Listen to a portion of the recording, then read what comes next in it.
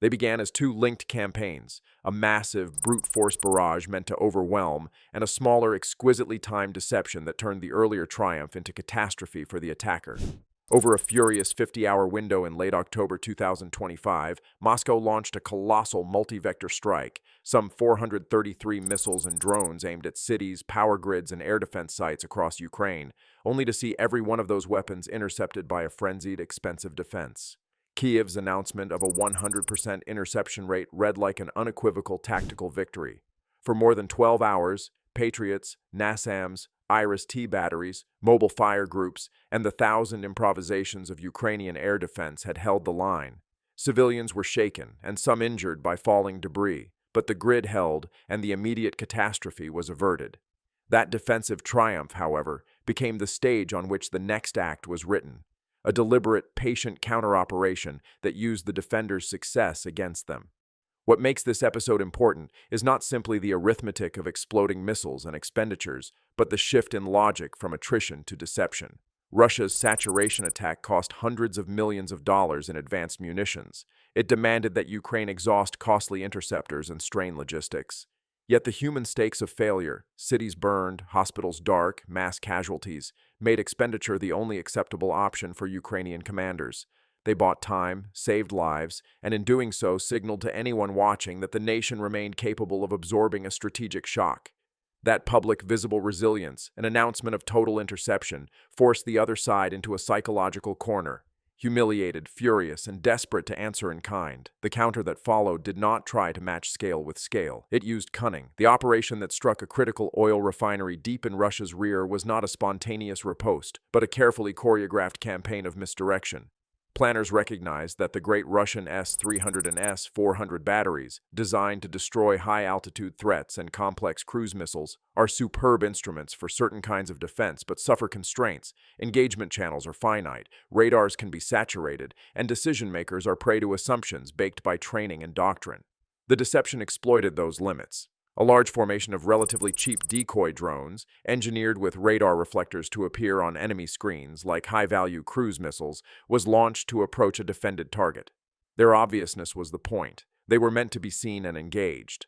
As the defenders tracked and engaged the decoys, they consumed interceptors, locked guidance channels, and generated clutter on their displays. In the meantime, a second axis of attack, fast ballistic profiles, repurposed missiles, and a small number of stealthy cruise weapons, approached on trajectories chosen to sidestep the defenders' newly committed resources. The timing was precise. The deception succeeded because it forced a commander to commit to the wrong fight. When the S-400 battery at the refinery focused on the visible swarm, the unseen attackers did their work. High-speed projectiles struck engagement radars and command modules, producing sudden, literal blindness in the heart of the defense. Minutes later, low-flying cruise missiles, using terrain masking and the absence of effective radar coverage, hit the refinery's core distillation and catalytic cracking units. The explosions cascaded into infernos, storage tanks, rendered the facility non-operational.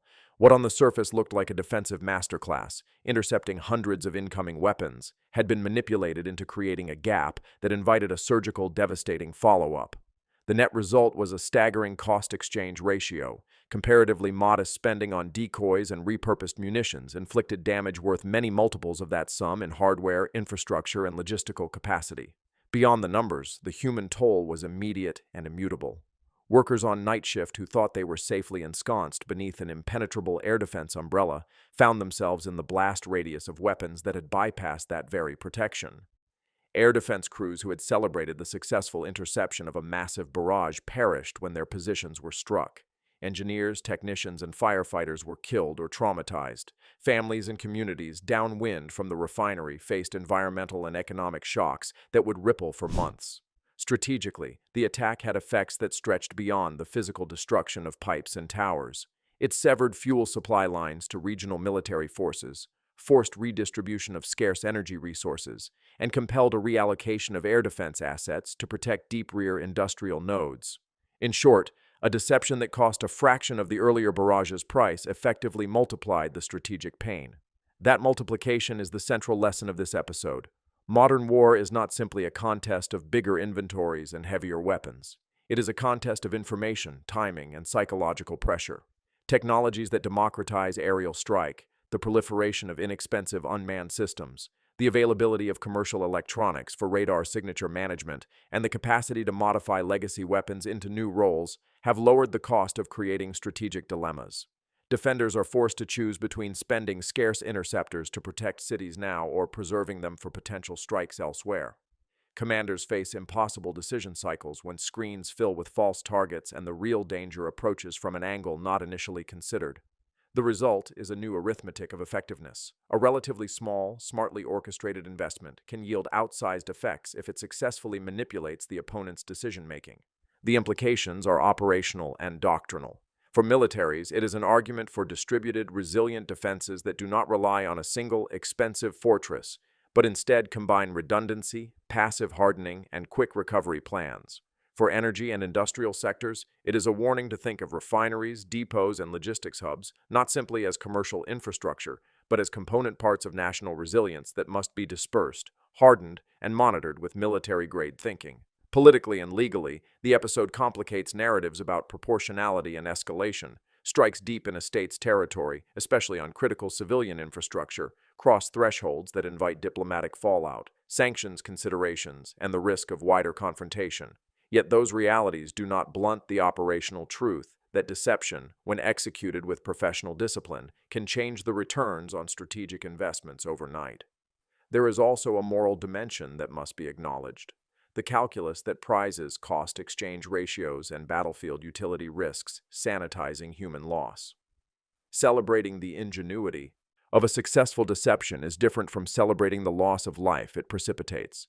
Every tactical success is paid for in human hours, families, and communities. Those costs are not abstract figures to be balanced against hardware inventories. They are the measure of war's real consequences. The refinery's destruction, the dead technicians, the displaced workers, and the injured civilians are the human ledger that lies beneath the operational chapters of doctrine textbooks that will be written about these events. In the days that followed, the refinery attack became a point of reflection across military and political circles. Analysts noted that the strike did more than cripple a vital energy hub. It redefined how smaller powers could challenge far larger adversaries. By fusing intelligence, timing, and low-cost innovation, Ukraine had demonstrated that even the most formidable defenses could be neutralized through misdirection and agility. The operation underscored a truth often forgotten in the age of billion-dollar weapons systems. Creativity remains the most valuable asset on the battlefield. For Russia, the event triggered a reassessment of its defensive doctrine and the limits of technology against adaptive opponents. For the rest of the world, it was a glimpse into a new era, one where victory belongs not to the side with more firepower, but to the one that best understands how to think faster, strike smarter, and learn in real time. Of a successful deception is different from celebrating the loss of life it precipitates.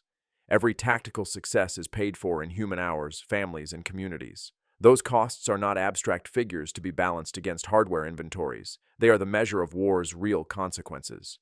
The refinery's destruction, the dead technicians, the displaced workers, and the injured civilians are the human ledger that lies beneath the operational chapters of doctrine textbooks that will be written about these events. Finally, the episode is not a deterministic prophecy but a spur to adaptation. Defenders can and will evolve. Better sensor fusion, AI-assisted discrimination between decoys and real threats, cheaper directed energy systems for point defense, and doctrinal shifts toward more resilient, dispersed industrial and military posture. Attackers similarly will refine deception techniques and proliferate lessons learned. What the 50-hour sequence demonstrates most clearly is that modern conflict blurs the line between the deep rear and the front line, between industrial networks and military objectives. Whoever masters the interplay of technology, timing, and human decision-making gains leverage. Whoever fails to adapt pays in blood and infrastructure. The story of that 50-hour window is therefore not a simple tale of victory or defeat, but a cautionary chapter in an age where a $22 million deception can overturn a $300 million barrage. Strategy and humanity must be considered together because the costs of ignoring either will be paid in ways that endure long after the smoke clears.